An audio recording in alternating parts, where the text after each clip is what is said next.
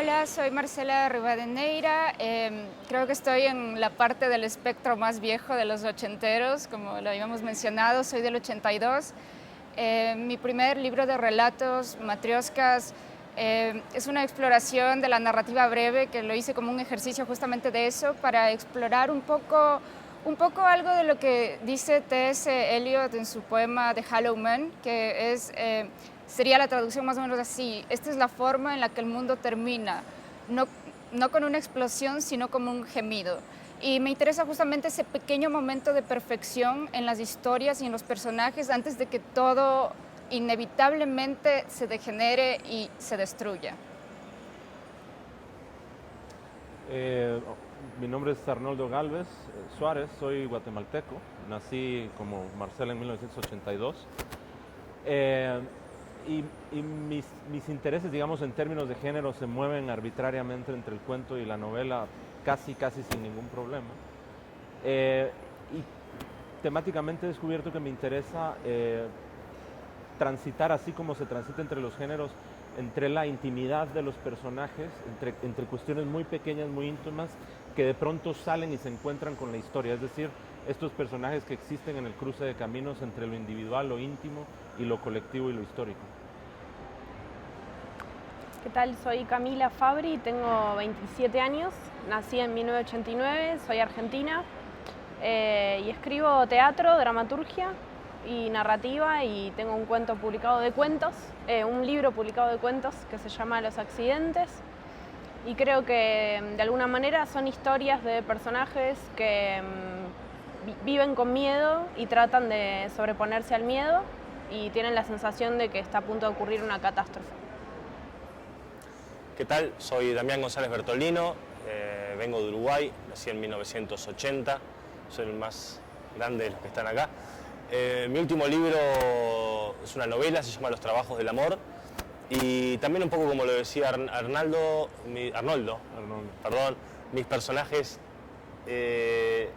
o lo que escribo tiene mucho que ver con la intimidad de los personajes y cómo se encuentran con las historias también.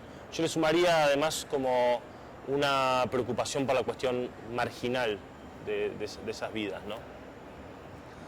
Yo recién había dicho que mi último libro era una novela, que en realidad es en lo que más trabajo en la novela y en el relato largo, digamos. No me sale tan bien el cuento corto. Hace mucho tiempo que me di cuenta que el cuento corto no es mi fuerte, ¿no? Principalmente, no sé si es un tema de debilidad o fortaleza en el fondo.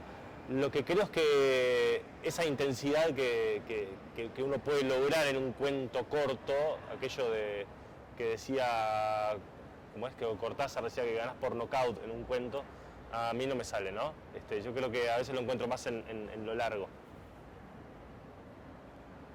A mí me pasa algo muy parecido, pero digamos, cuando has salido de una narración muy larga, de muchas páginas y tal, y luego tenés estas otras ideas y estas otras necesidades, el género del cuento, que además, no sé, me parece que nos es muy natural en el idioma español y tenemos muchos referentes en nuestro propio idioma para recurrir a él con mucha facilidad, de repente caes ahí por una cuestión casi de necesidad, pero me pasa igual. Yo los textos muy cortos no los consigo, requieren una precisión muy específica que me cuesta mucho. Yo creo, bueno, en cuanto al relato, yo manejo ambos, ¿no? Los relatos de más largo aliento, pero también me gusta muchísimo experimentar con las formas más cortas. De mi libro Matrioscas, el relato más corto tiene una línea, y es el relato que más me gusta, y no necesariamente por la cuestión del knockout, sino creo porque es muy difícil a veces lograr la economía del lenguaje para contar una historia autónoma, y creo que ahí está el desafío, pero el largo aliento en cambio te permite explorar y crear muchas más atmósferas, profundidad de personajes, y también es algo que lo disfruto mucho. Yo creo que a mí particularmente me gusta mucho el cuento como lectora y como escritora que intento ser. Me gusta mucho el género, me gustan mucho los cuentistas argentinos, norteamericanos, y le encuentro mucha relación con el teatro también, con las formas de escribir teatro.